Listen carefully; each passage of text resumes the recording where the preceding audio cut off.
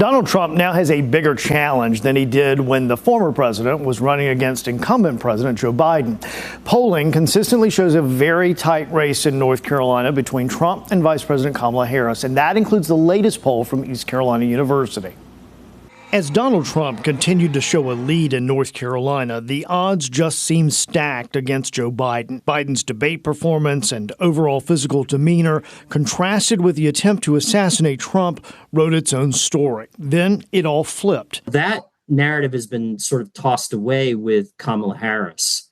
And that strong versus weak doesn't seem to fit here. And that, I think, has been one of the reasons that we've seen such a fundamental shift since our last poll. A new East Carolina University poll of North Carolina voters has Donald Trump only 1 point ahead of Vice President Kamala Harris, well within the 3-point margin of error. Most Republicans approve of Senator J.D. Vance as Trump's running mate, but Harris's pick of Governor Tim Walz gives her an edge in moving the needle. ECU survey research director Peter Francia. Some voters may be perfectly content with J.D. Vance, but they know Donald Trump and they were going to vote for him no matter who he picked. But Harris certainly looks like got a little more of a boost from her supporters for her selection of Tim Walz. Inflation, the cost of living, and the economy top voters' concerns, followed by abortion access and border security. Voters were also asked about the race for North Carolina governor. Democratic Attorney General Josh Stein carries a 6-point lead above Republican Lieutenant Governor Mark Robinson. Just last June, Stein was only 1 point ahead. Up until recently, voters weren't that familiar with either candidate.